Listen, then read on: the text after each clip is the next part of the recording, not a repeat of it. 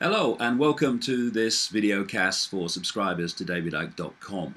I'm going to talk this week about this vote coming up on September the 18th to decide if Scotland remains in the United Kingdom or becomes what is described as an independent country. Now, I know that quite a few people who've spoken publicly or gone on the internet and supported the vote to keep Scotland in the United Kingdom.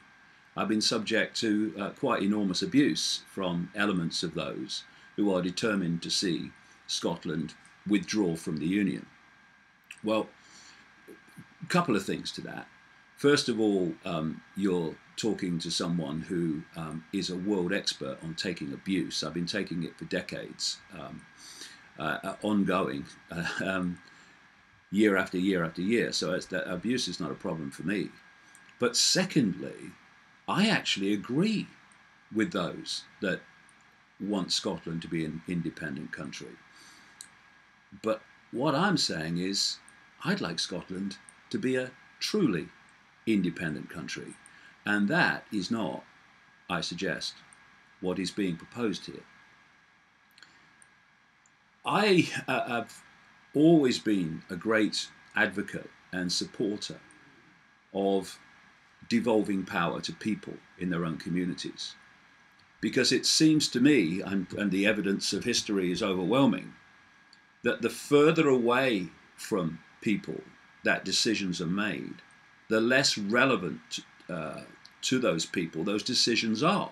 When you've got people who've never seen a community, never seen an area of a country, sometimes even a country, that they're making decisions about, I mean, that is just extraordinarily stupid. But of course, there's an ulterior motive for setting up a structure like that. So I'd like Scotland to be truly independent. I'd like Wales to be truly independent. I'd like the states of the United States to be truly independent. I'd like communities to have an independence that can decide what happens in those communities. It's called freedom. And it's the opposite of what the global cabal, the global network that directs human society and manipulates human society, it's the opposite of what they want. And if it's the opposite of what they want, well, I'm always going to support it. Because when there's a few and they want to control the many, which is the situation that we have, then they have to centralize decision-making to give them the power to do that. Because the more points of decision-making there are, the more devolved decision-making is and power is, the less ability any central cabal has to dictate globally, even nationally if you do it right. Because there's just too many points of decision-making. They can't keep a handle on all of them. So anything that devolves power truly and gives true independence, I'm absolutely with. But I would suggest that that's not what is being proposed with Scottish alleged independence, which I'm going to come to in this video cast. And what I'm talking about is not just about Scotland, it's about the world. Because what I'm going to say about Scotland, and I'll give it a global dimension as well, not least the United States, what is happening with regard to Scotland, and what is being said with regard to Scotland, actually is applicable to everywhere.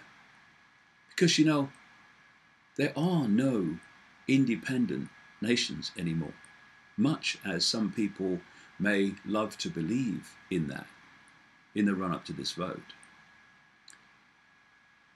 Centralization of power is fundamental, like I say, to the few controlling the many.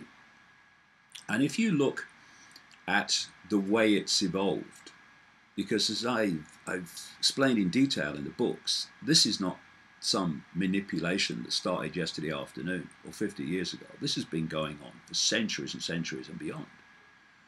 And what we've seen is the constant centralization of power in all areas of our lives. So if you look at one point, we had a tribal situation where people in the tribes all around the world made decisions about things affecting the tribe.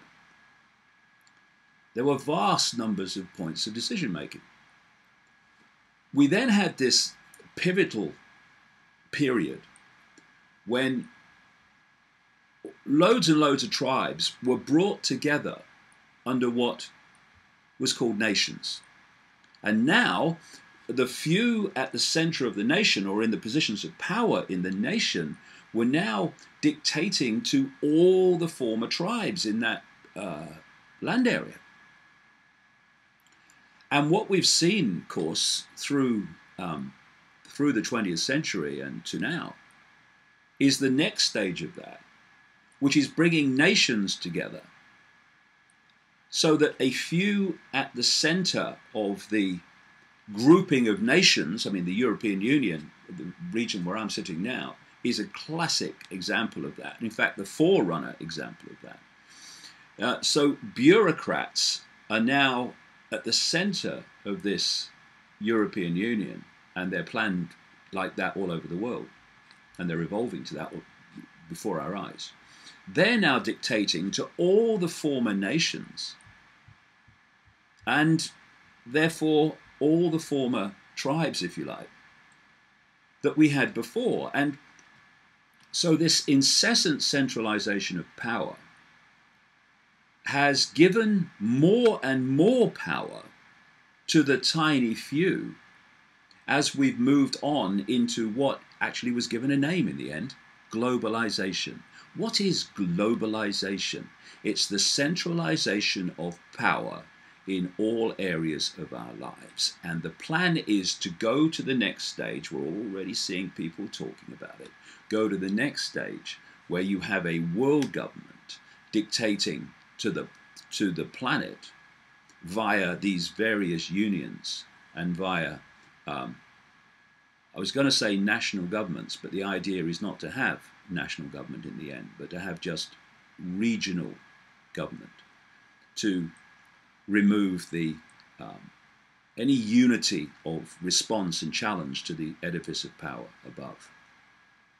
Now, it's in that knowledge, and it's in that situation that we're facing, that this call for an independent Scotland and the claims that if it withdrew from the European Union, or not the European Union, from the United Kingdom, it would be somehow independent.